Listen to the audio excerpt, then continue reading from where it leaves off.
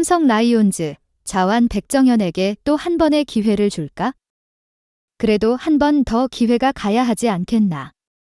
내 마음은 60에서 70% 정도 그렇게 생각하고 있다. 삼성 라이온즈의 좌완 투수 백정현, 37, 이 다시 한 번 기회를 받을 수 있을지 관심이 집중되고 있다.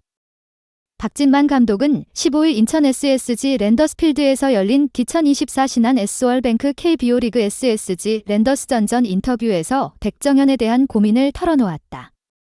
백정현은 전날 14일 경기에서 선발로 나섰지만 2, 3분의 1이닝 동안 4피안타, 1피홈런, 1볼넷, 3탈3진, 3실점을 기록하며 조기 강판되었다.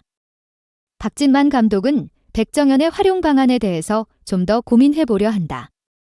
어제 경기를 마친 후 코치들과 논의했지만 오늘 경기 후 내일은 휴식일이니 좀 더 생각해보겠다며 백정현의 기용 문제에 대해 신중히 접근할 것을 시사했다. 백정현의 최근 성적은 박진만 감독과 코칭 스태프를 고민하게 만들고 있다. 최근 4경기에서 14, 3분의 2이닝을 소화하며 2패, 평균 자책점 14.73으로 부진했다. 특히 지난 8월 18일 NC 다이노스전에서는 7이닝 동안 6피안타, 1볼넷, 5탈3진, 무실점을 기록하며 좋은 모습을 보였지만 이후 경기력은 크게 하락했다. 그럼에도 백정현의 과거 공헌도는 무시할 수 없다.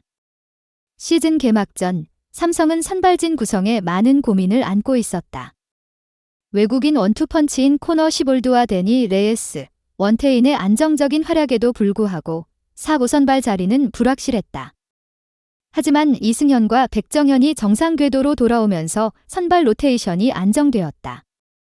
박진만 감독은 창원 NC전까지는 백정현이 좋았다. 그러나 최근에는 제구가 불안하고 자신이 원하는 코스에 공을 넣지 못하고 있다. 힘도 많이 떨어진 것 같다.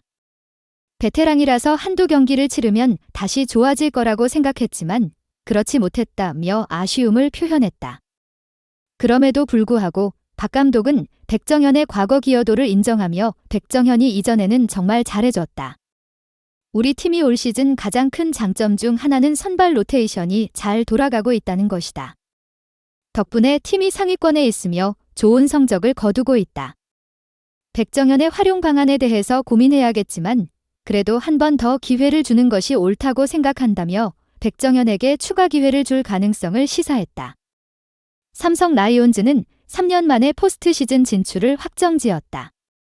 하지만 팀은 여기에 만족하지 않고 더 높은 목표를 향해 나아가고 있다.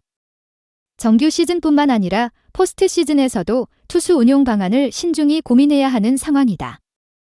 백정현의 반등이 전체적인 팀 전력에 중요한 역할을 할 것으로 보인다. 한편 삼성 라이온즈는 포스트 시즌을 앞두고 투수진의 컨디션 조절에 많은 신경을 쓰고 있다. 특히 시즌 막바지에 접어들면서 각 투수의 역할과 부담을 조절하는 것이 중요해졌다. 박진만 감독은 포스트 시즌에서는 모든 선수들이 최상의 컨디션을 유지해야 한다.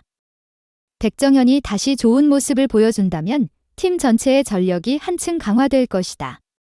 그가 현재의 어려움을 극복하고 기량을 회복할 수 있도록 지원을 아끼지 않을 것이다 라고 강조했다. 백정현의 향후 등판 여부와 성적이 삼성 라이온즈의 포스트 시즌 성적에 큰 영향을 미칠 것으로 보인다. 팀의 가을 야구 목표를 달성하기 위해서는 백정현의 회복과 활약이 필수적이다.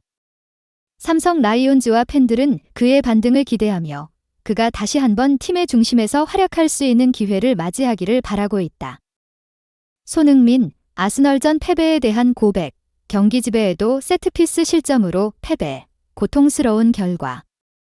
잉글랜드 프리미어리그 EPL에서 토트넘 호스퍼의 주장 손흥민, 32, 이 아스널과의 북런던 더비에서의 패배에 대해 깊은 아쉬움을 표현했다.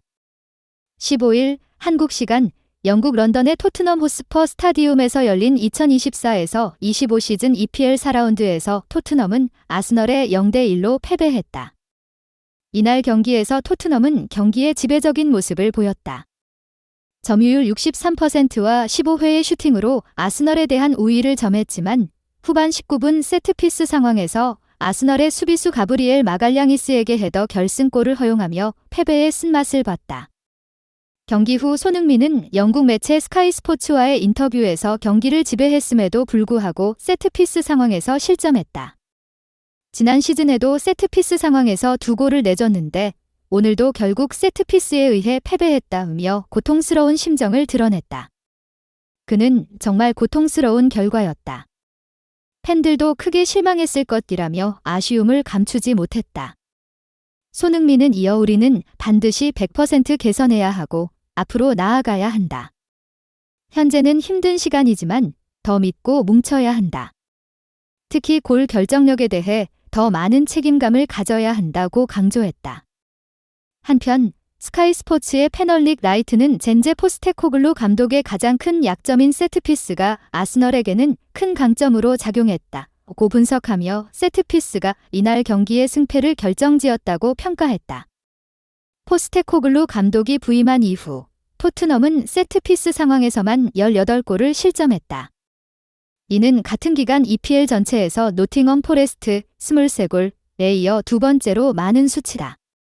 세트피스에 대한 비판이 커지자 포스테코글루 감독은 어떤 이유에서인지 사람들이 내가 세트피스에 관심이 없는 줄 아는 것 같다. 그러나 우리는 다른 팀들과 마찬가지로 세트피스 상황도 잘 준비하고 있다고 해명했다. 그는 잘 방어했지만 단 한 번의 실점 때문에 결과를 얻지 못했다. 하지만 우리는 계속 배워나가고 있다고 덧붙였다. 손흥민은 이어 우리는 반드시 100% 개선해야 하고 앞으로 나아가야 한다. 현재는 힘든 시간이지만 더 믿고 뭉쳐야 한다. 특히 골 결정력에 대해 더 많은 책임감을 가져야 한다고 강조했다. 한편 스카이 스포츠의 패널릭 라이트는 젠제 포스테코글루 감독의 가장 큰 약점인 세트피스가 아스널에게는 큰 강점으로 작용했다고 분석하며 세트피스가 이날 경기의 승패를 결정지었다고 평가했다. 포스테코글루 감독이 부임한 이후 토트넘은 세트피스 상황에서만 18골을 실점했다. 이는 같은 기간 EPL 전체에서 노팅엄 포레스트 23골에 이어 2번째로 많은 수치다. 세트피스에 대한 비판이 커지자 포스테코글루 감독은 어떤 이유에서인지 사람들이 내가 세트피스에 관심이 없는 줄 아는 것 같다. 그러나 우리는 다른 팀들과 마찬가지로 세트피스 상황도 잘 준비하고 있다고 해명했다. 그는 잘 방어했지만 단 한 번의 실점 때문에 결과를 얻지 못했다. 하지만 우리는 계속 배워나가고 있다고 덧붙였다. 토트넘 팬들은 이번 패배로 큰 실망을 안았고 시즌 초반부터 계속된 세트피스 문제에 대한 개선을 간절히 바라고 있다. 팀의 다음 경기는 2024에서 25 시즌 EPL 5라운드에서 펼쳐지며 손흥민과 토트넘은 빠르게 반등할 기회를 노리고 있다. 감독과 선수들 모두 이번 패배를 교훈 삼아 더 강한 모습을 보여줄 것을 다짐하고 있으며 팬들은 팀이 다음 경기에서 어떤 변화를 보일지 주목하고 있다.